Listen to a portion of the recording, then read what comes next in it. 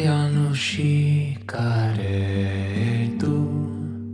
davvero saporito, a mia villa Mazzaro, povero cieco mio, chi me da voce via, pari a grandi nudi, scicaretto di lume e cori, como eu dai assurda.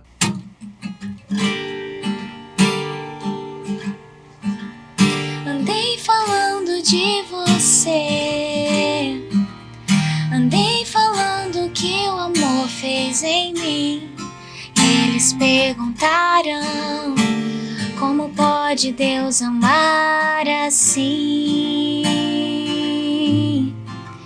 Andei falando de você, andei mostrando que o amor fez em mim. E eles perguntaram, que Deus é esse e onde ele mora? E eu falei que você mora aqui, que você mora em mim. Tá destruída, mas eu sou a sua casa. Eu falei que você me escolheu e decidiu morar. Eu só falei que é amor, só falei que é amor.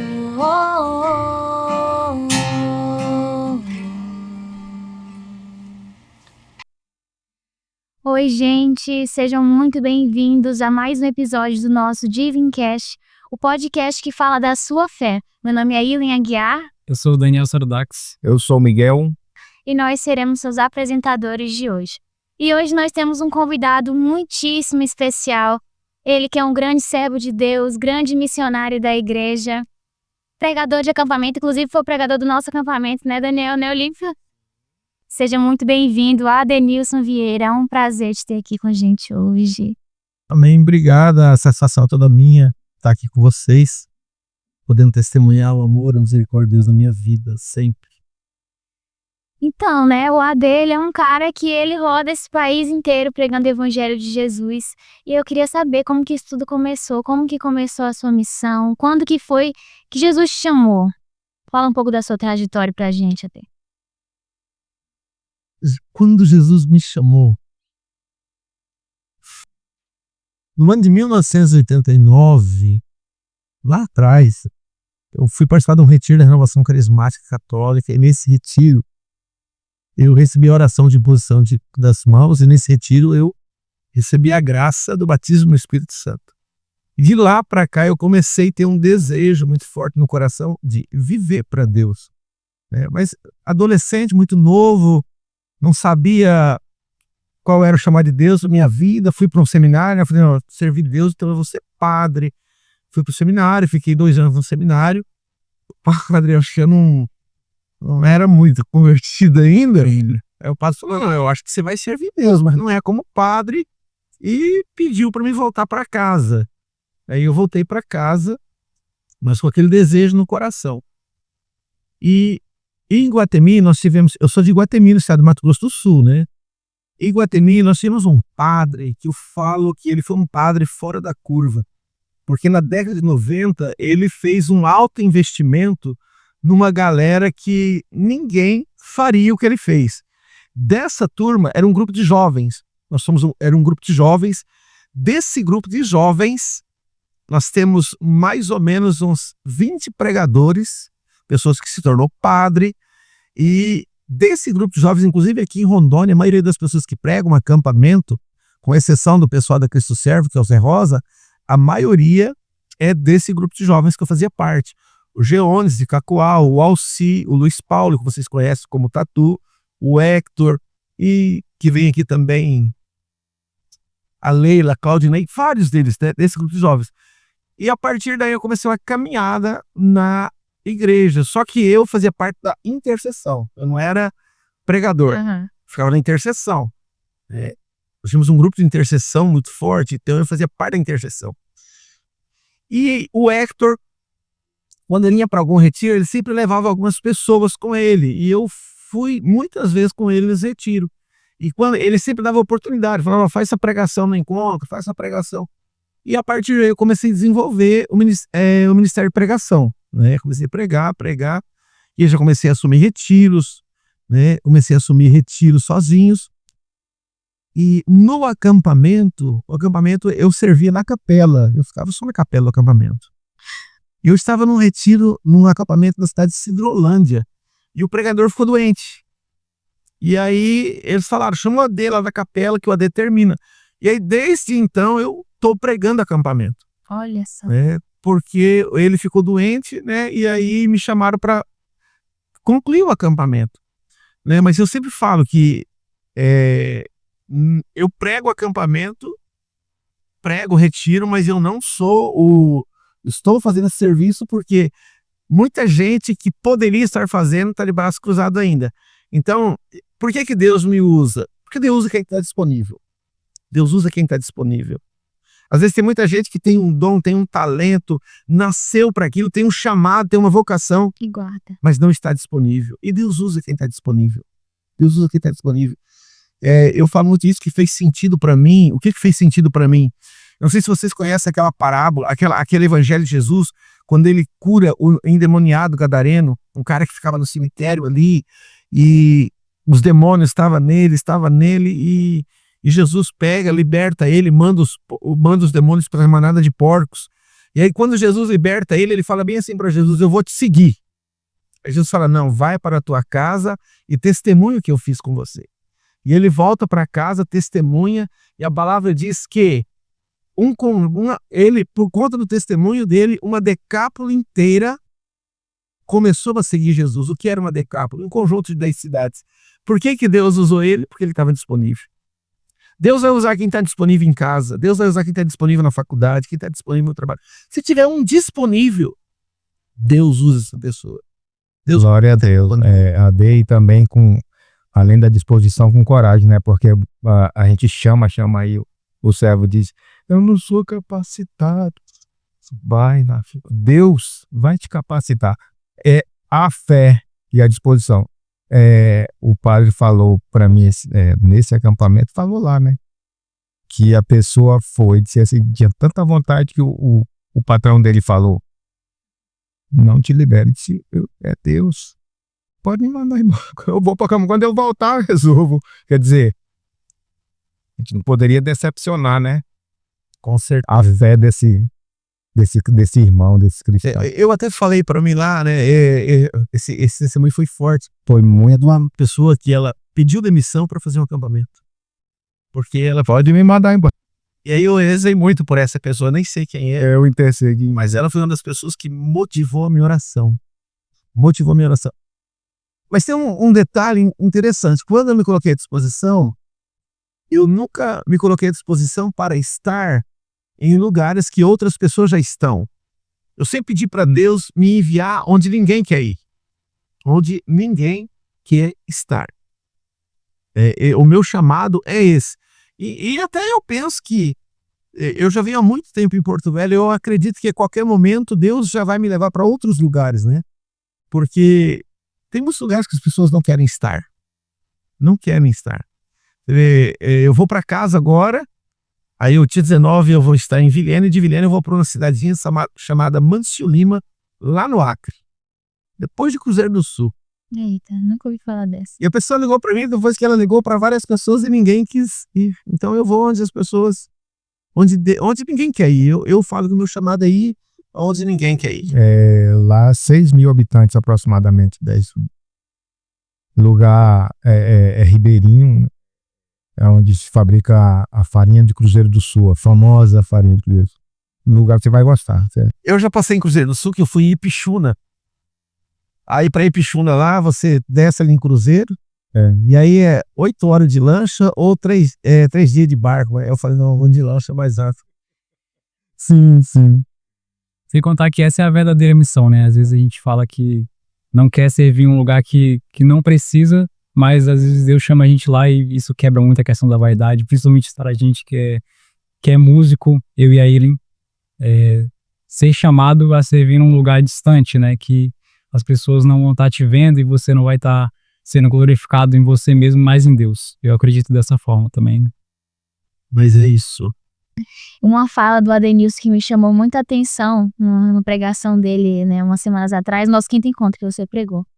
Você falou sobre o amor à obra de Deus ultrapassar o amor a Deus de fato. Porque muitas pessoas elas acham que é a mesma coisa, né? Isso. Queria que tu falasse um pouco mais sobre essa sua fala aí. A maioria das pessoas hoje, elas são encantadas com a obra. E muita gente, por causa do serviço a Deus, deixa de ter comunhão com Deus. A pessoa fica tão encantada com servir que, por conta do servir, às vezes ela não dá continuidade à sua comunhão com Deus. Então, eu sempre tive isso muito claro. A obra de Deus não é Deus. A obra de Deus não é Deus. Eu vejo muitas pessoas apaixonadas pela obra, só que se são apaixonadas pela obra, não tem a paixão por Deus. E por não ter paixão por Deus, ela acaba se apossando de algo que não é dela. Quando eu não tenho comunhão com Deus, eu vou me apossar daquilo. Por quê? Porque eu só amo a obra. E acima da obra está fazer a vontade de Deus. Fazer a vontade de Deus. Né? Fazer a vontade de Deus. Uma das missões que eu tenho é levar as pessoas a ter esse entendimento. Que eu preciso estar em conformidade com a vontade de Deus na minha vida. Né?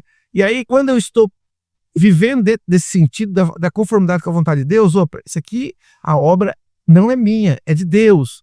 Então vai acontecer do jeito que Deus quer, na hora que Deus quer e não do meu jeito. E isso é um problema que tem acontecido em vários lugares que eu prego acampamento, é o apego que algumas pessoas têm à obra e não a Deus. Porque quando ela tem apego à obra, ela não tem o coração humilde. Porque ela quer daquele jeito, ela quer daquela forma, como se fosse dela aquilo.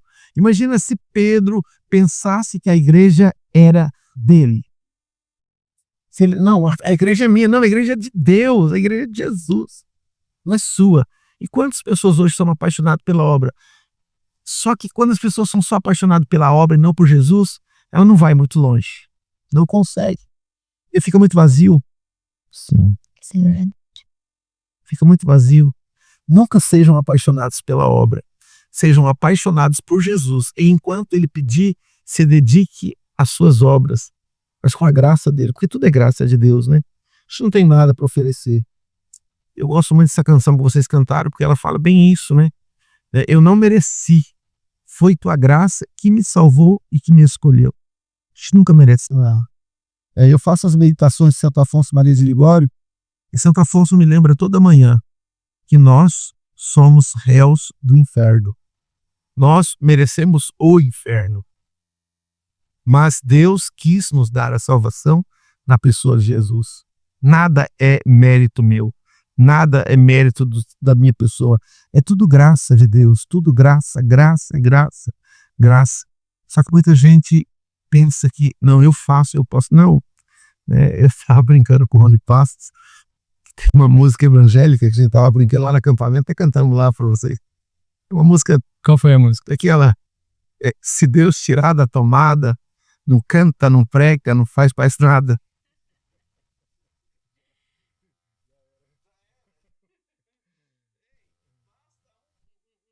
Um fiozinho que vai aqui pro cérebro se desconectar, já era. Mas fininho, fininho. Desconectou, já era. Então é graça de Deus. Graças a Deus. Vocês têm que perguntar, senão eu fico falando. A gente está satisfazendo isso. Mas eu queria saber o seguinte, a gente estava comentando agora há pouco sobre os diversos lugares que você pregou, lugares que não querem pregar e você foi. E eu queria saber alguma experiência em especial que você teve assim muito forte dentro dessas diversas missões que você teve no Brasil.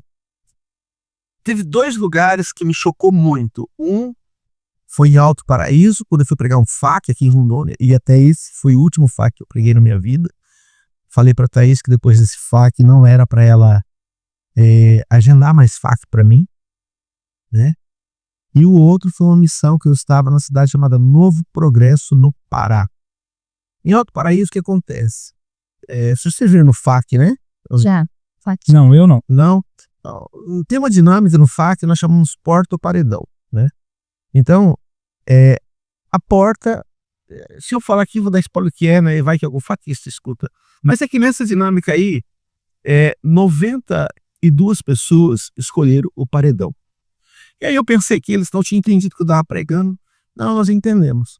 E aí lá, o padre Leilson estava uma vela para passar na mão de quem escolheu o paredão, para dizer por que escolheu aquilo.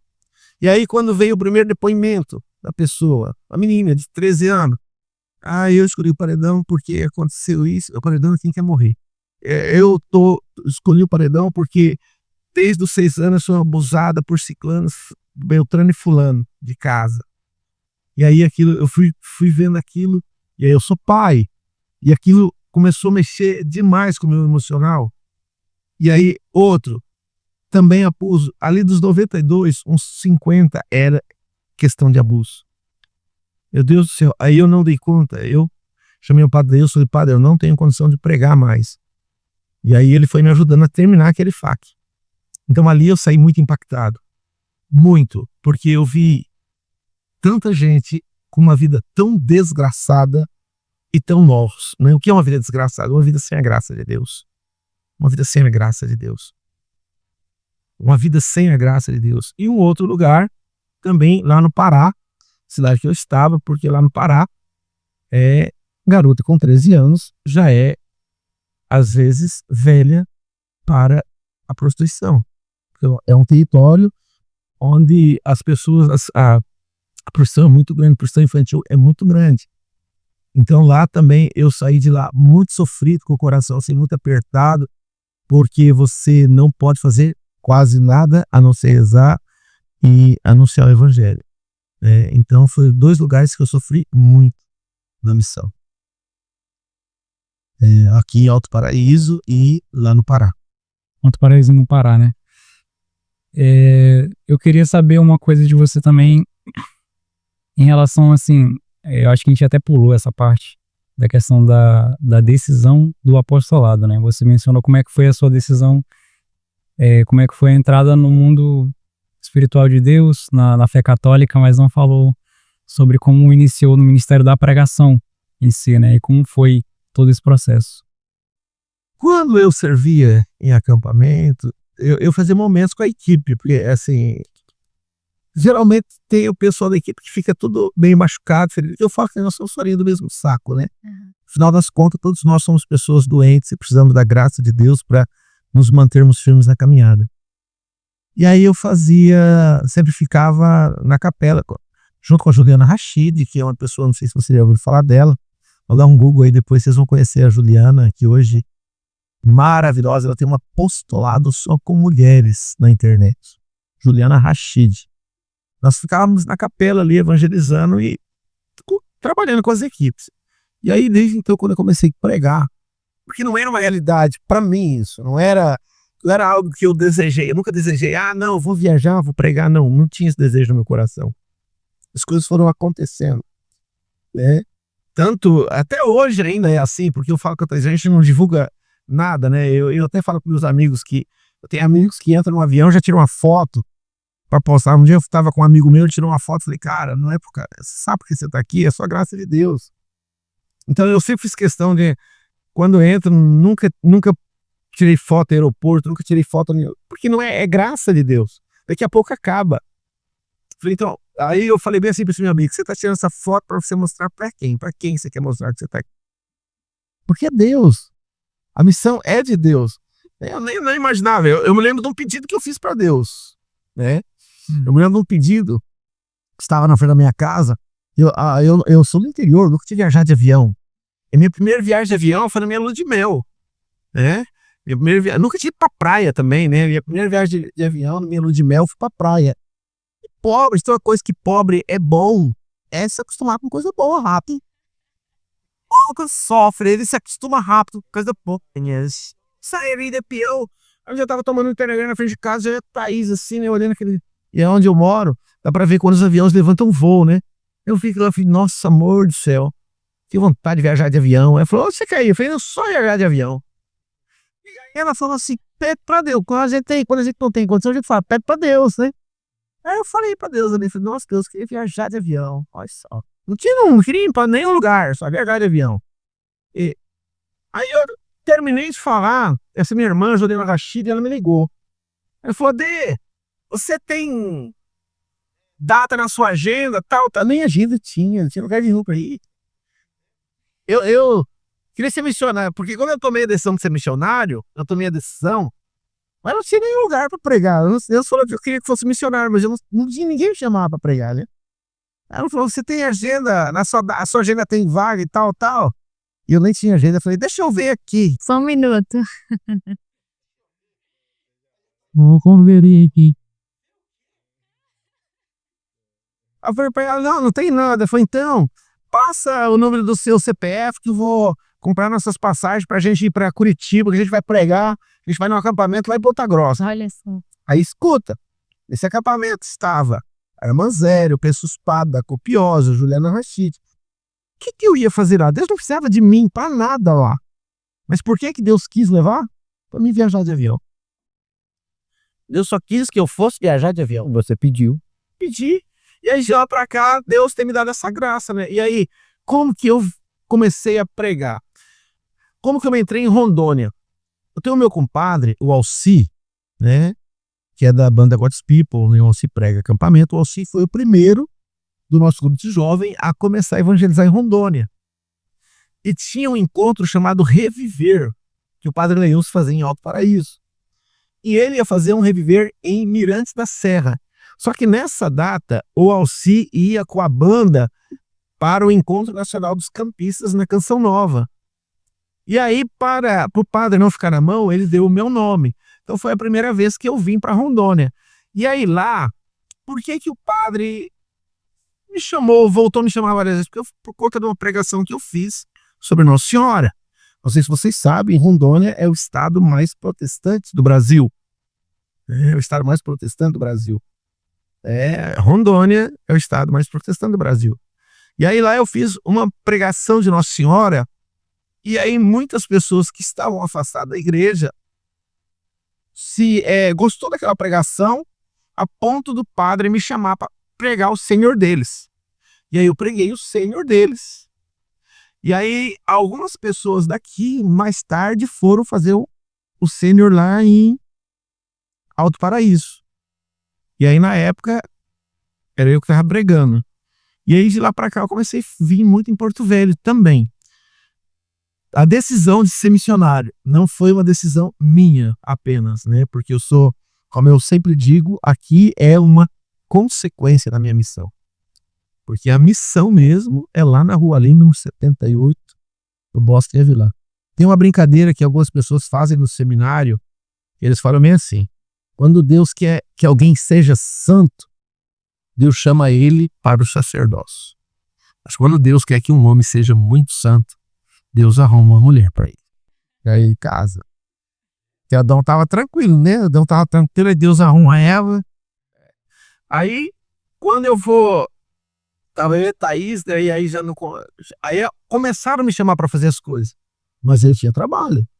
E aí, que patrão que deixa você Liberar, né? liberar todo mês, 2 vezes no mês, 3 vezes no mês? É difícil. E aí eu e a Thaís fomos rezar, né? Lá em Campo Grande nós temos um santuário de adoração perpétua. Somos lá no santuário. E aí, ali a gente tomou uma decisão de eu abandonar tudo para viver só do evangelho. E ela sempre te apoiando.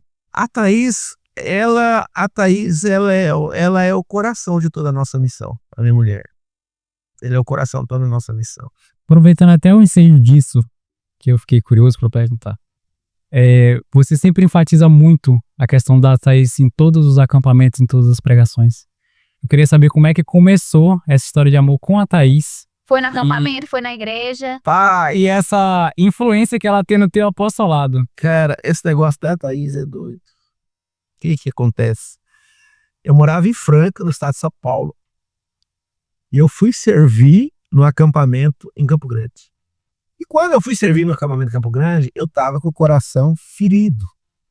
Porque em 2001 era para mim casar e a pessoa não, ela entendeu que eu não era o homem da vida dela e terminou comigo. E ela era muito nova, mas eu não entendi isso. E aí por conta disso eu fui para Campo Grande, para Franca. E aí eu tava em Franca e eu sempre tive um sonho na minha vida, que era ser pai, ter uma família, casar. Só que coração ferido, não tem como você Se espera na sala, hein? E todo namoro que eu começava, não dava 3 meses e terminava, porque eu tava com o coração ferido. E aí eu entendo, enquanto o velho não sai, o novo de Deus não entra. Tem um monte de gente que reza, mas não deixa o velho sair do coração. Aí não entra novo, não tem jeito. E aí eu fui servir em Campo Grande, aí 2 meninas, a Juliana Paracampos e a Lila, falaram, irmão, a gente pode orar por você? Falei, claro. Aí eles começaram a orar por mim, né, e ora, e xandarabarabará, que sabe o que foi carismático, que ora, e oraram. E aí, dando nada, a menina parou a oração e falou, olha, irmão, eu não te conheço, mas Jesus está falando que você tem que perdoar uma mulher com o nome tal. Rapaz, eu comecei a chorar porque era a pessoa que eu tinha que perdoar, era a pessoa que eu carreguei ela durante 12, 13 anos da minha vida. Porque quando a gente não perdoa, se carrega. Se carrega. Aí eu chorei ali, aí ela foi fazendo umas dinâmicas comigo, até que eu consegui falar, eu perdoo você, eu perdoo você. E quando ela falou, eu perdoo você, eu olhei pro altar para agradecer Jesus, que estava lá, né, no altar.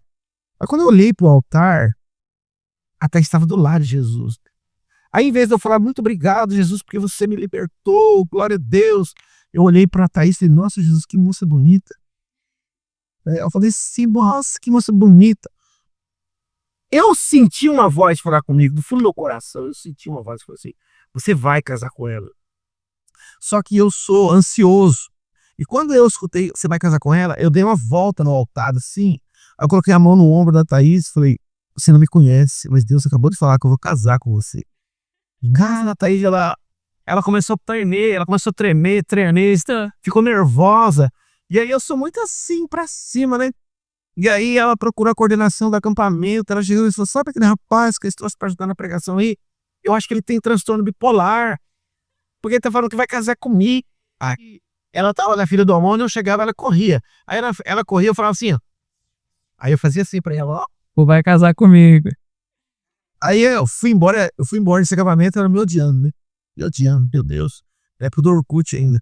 Aí eu fui procurar ela no Orkut, não achava e tal. Aí eu voltei no acampamento depois. E aí ela tava no acampamento, só que ela não me olhava. Eu falei, nossa, não dá pra gente ficar aqui 6 dias sem a gente trocar ideia, né?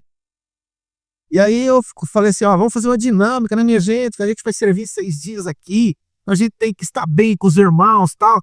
Aí eu pedi uma bacia com ar, uma toalha. Falei, você vai lavar o pé da pessoa que você não gosta, que você tem mágoa. Você vai falar pra ela que você tá lavando o pé. Quem quer lavar o pé de alguém? Aí quem que é a primeira a levantar a mão? Faça isso, eu. Falei, de quem você quer lavar o pé, minha irmãzinha? Do senhor. Eu falei, eita. Aí ela começou a lavar meu pé. Não, é porque o senhor falou isso. Porque eu era muito pentecostal, eu gritava demais. Hoje eu sou bem sossegado. Você era muito pentecostal, aí, o senhor, ela lavou meu pé, eu falo, quando ela lavou meu pé, acho que caiu as escamas dos olhos dela, porque ela, aí a partir daí, a gente ficamos amigos, tal, falei, cara, vamos namorar? Vamos tal, aí começamos a namorar, nós namoramos, noivamos e casamos em 8 meses. Em 8 meses. Thaís, nossa, que fenomenal, que acampamento é...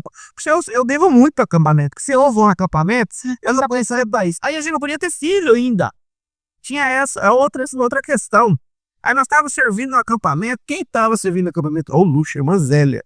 Estava servindo no acampamento. Simplesmente. Irmã Zélia. E aí a Thaís chegou numa das madrugadas, que a irmã Zélia é incrível, aquela mulher é santa em vida. A Thaís foi trocar uma ideia com a irmã Zélia e falou, até tem uma foto da irmã Zélia segurando a Rebeca na capela, que a irmã Zélia pôs a mão na barriga da Thaís. Aí a Thaís falou, a gente não pode engravidar, tal. Aí eu falei isso no acampamento, a menina falou, deixou eu morrer de ver. Foi você? Não. Que morrer de toi. Eu botei. Aí, ela tá aqui?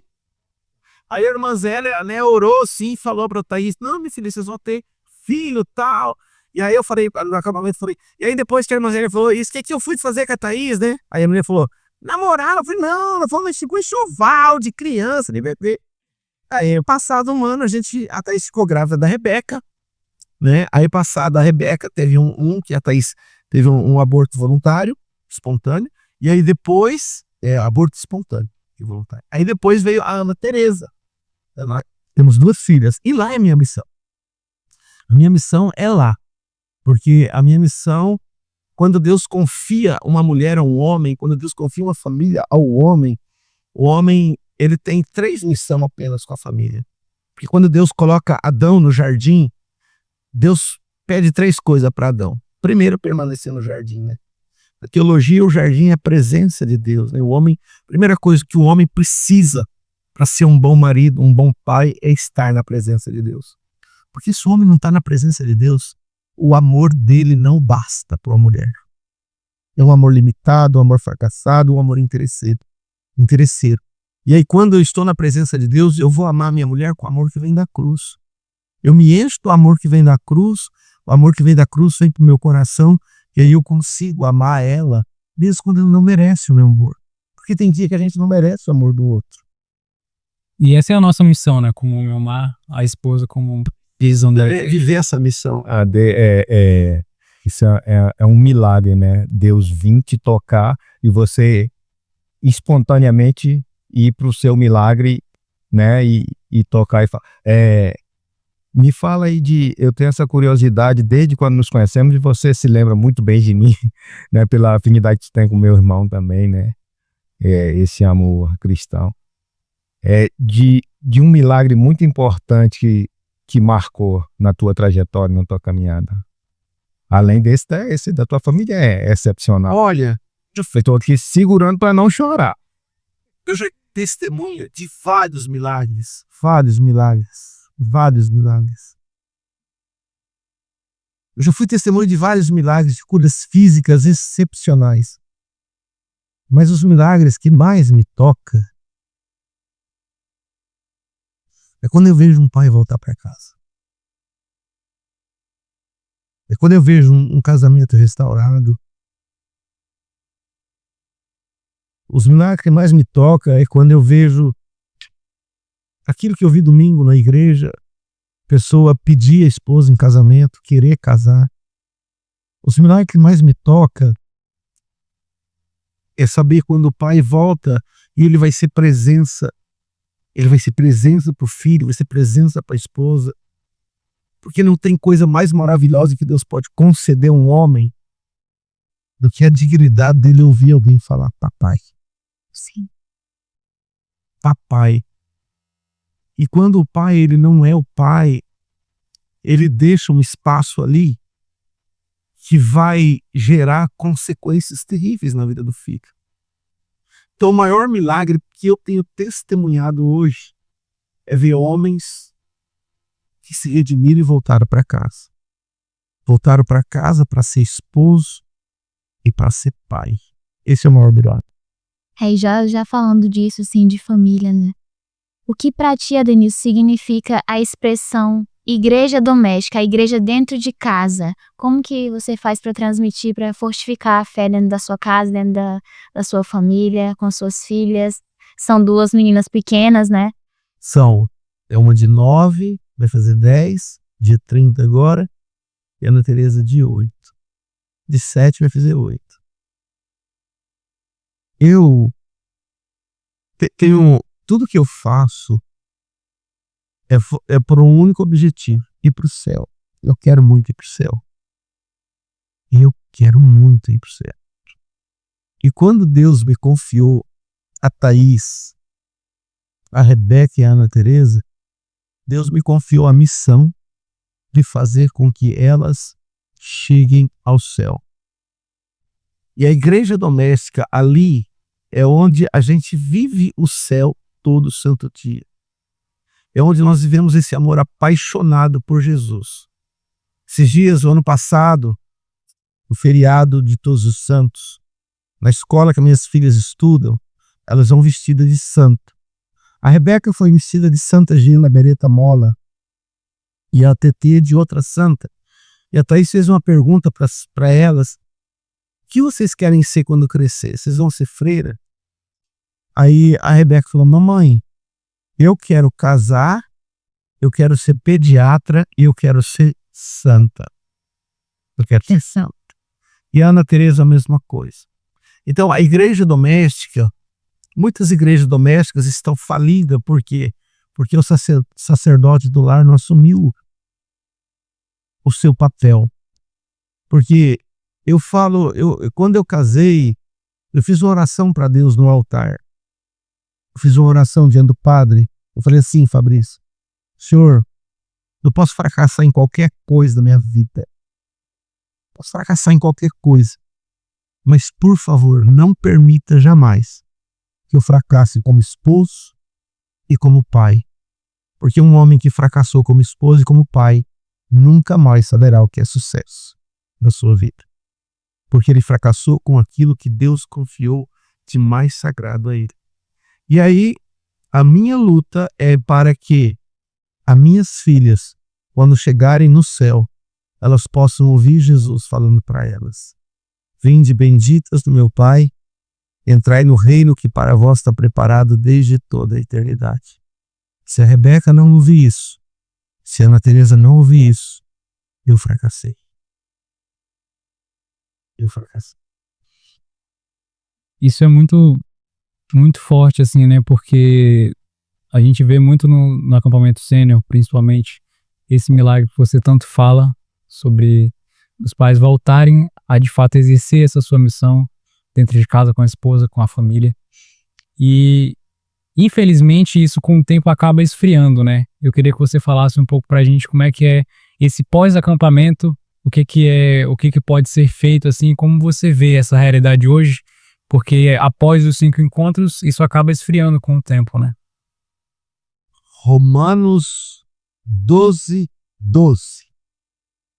Sede alegres na esperança, pacientes na tribulação e perseverantes na oração. Quem não reza não consegue permanecer.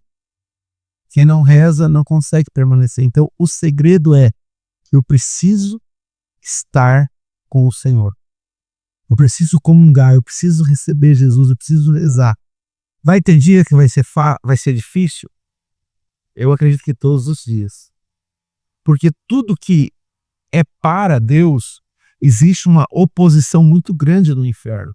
São Pedro vai dizer assim, São Pedro vai dizer assim: o vosso adversário é como um leão que ruge. O demônio é como um leão que ruge. São Pedro define como adversário, que anda ao redor de vós buscando a quem devorar. O que é o adversário? Adversário não é apenas inimigo. O adversário é aquele que luta contra. Então tem toda uma oposição do inferno contra aqueles que querem buscar uma via de santificação, um caminho com Jesus. E o segredo é rezar, rezar. Eu hoje aconselho 2 coisas para quem saiu de um acampamento. 2 vias. Muito fácil de perseverar. 2 vias. A primeira, Nossa Senhora. E a segunda, São José. Quem reza São José e a Nossa Senhora permanece firme. Permanece firme. Eu até faço, às vezes, desafio as pessoas a se comprometerem com o rosário, com o terço. Quem reza o terço todo dia, ela não cai. Pode até cair, mas ela volta, ela confessa e volta. Porque quando eu caí, eu tenho que entender que o cair foi um acidente de percurso. Foi um acidente de percurso. Com o fim de se levantar, né? Eu caí, o problema é que tem gente que cai e gosta da queda. E não quer sair. Então, eu preciso caminhar na direção de Deus. Eu preciso me levantar, cair, me levantar e dar continuidade. E é tão fácil caminhar. É tão fácil. Se você gosta da dinâmica do acampamento, você não vai ter empatia com todo mundo da sua tribo. Mas vai ter aqueles que o teu coração vai ter mais afinidade. Chama, vamos rezar comigo? Não estou conseguindo rezar hoje, vamos rezar. Porque com o outro é mais fácil. A gente não chega no céu sozinha, né? Jamais, né? Jamais. Então, o segredo é perseverar. Ah, eu caí, eu não vou na igreja hoje. Vai pra igreja mesmo. Né? Porque... Você quer manter? Não? Obrigado. O que é? Porque o segredo tem uma definição de São João Paulo II que eu amo. Um dia perguntaram para São João Paulo II o que é um santo para o Senhor. E ele disse: santo é um pecador que não desiste nunca. Que forte. Santo é o pecador que não desiste nunca. Irmãos, Jesus falou: quem está de pé, cuidado para não cair. Entendeu? E ele enfatizou isso muito bem no Brasil, né? O Brasil precisa mais de santos. É só, vamos caminhar. Caiu, confessa que o jogo está 0-0 de novo. Toda vez que você confessa, o padre fala: eu te absolvo dos pecados, em nome do Pai, do Filho, do Espírito Santo, o placar está 0-0. E aí estamos na luta de novo. Graças a Deus. E para finalizar, Ade, qual a mensagem que você deixa para as pessoas que estão te escutando hoje? Para as pessoas que estão meio distantes, que estão meio frias? E aproveitando esse início aí de quaresma também, hoje segundo dia. Olha, o recado que eu dou é: não desistam. Se permita ser alcançado pela graça de Deus, porque a graça de Deus está disponível todo dia. Todo dia. Se permite ser alcançado por ela. A graça de Deus é para quem quer. Se você abrir um pouquinho o coração, ele vem com a graça transbordante. E aí, eu não posso ficar parado na dor. O problema é que as pessoas param na dor e no caminho. Jesus vai falar no Evangelho: vinde a mim, vós todos que estáis aflitos sob o fardo, e eu vos aliviarei. Jesus não vai vir até você. Você precisa ir até ele para ele te aliviar. Então, você que está cansado, desanimado, triste, frio na fé, se dê uma oportunidade de voltar para o Senhor. Deixa Deus tocar no teu coração. Deixa Deus te amar, porque Deus ama você. Deus ama imensamente, com um amor gratuito, um amor maravilhoso. O problema é que muitas vezes a gente se fecha até para o coração de Deus.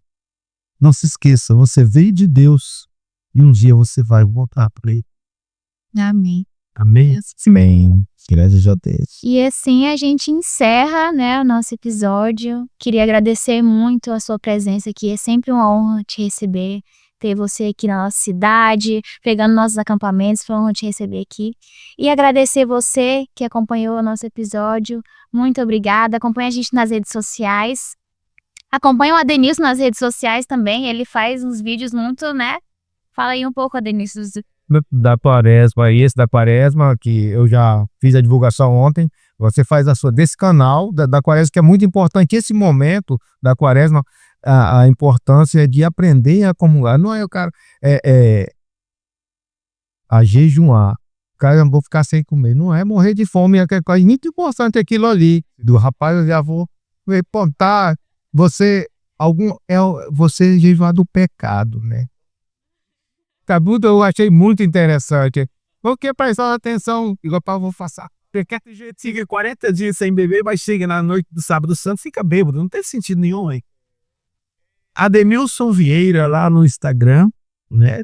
Segue muito ele, gente. Todos os dias lá tem um episódio, tem evangelho. Minhas redes sociais só para evangelizar. E agora um canal no YouTube, que toda segunda-feira nós temos um curso de tradição e Bíblia. E toda quarta, quando eu estou em Campo Grande, nós temos o Rezando a Palavra, né? E a Ademilson Vieira, acho que JMJ, Edição. JMJ. Se você estiver tranquilo, sem fazer nada, dá um clique lá e vamos rezar comigo. Isso. Obrigada, gente. Fiquem com Deus. E até o próximo episódio.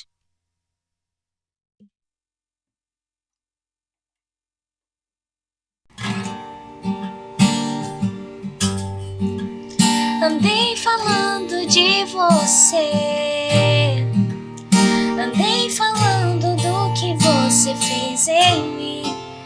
Eles perguntaram: como pode Deus amar assim? Bora, gente, canta. Andei falando de você, andei mostrando o que o amor fez em mim. Eles perguntaram: Deus é esse e onde Ele mora?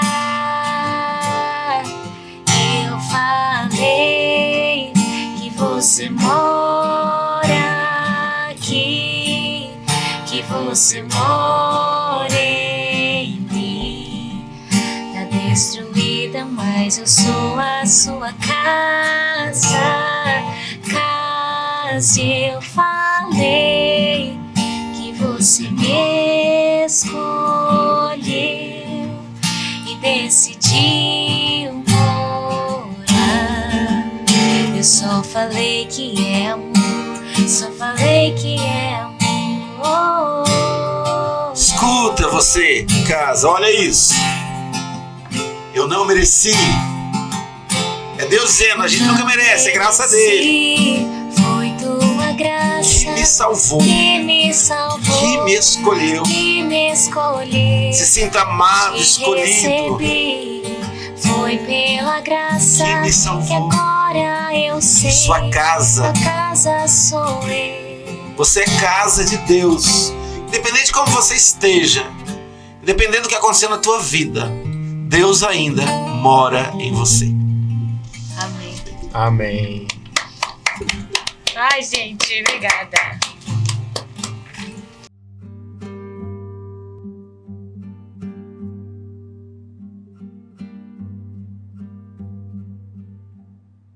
Abbiano scicareto,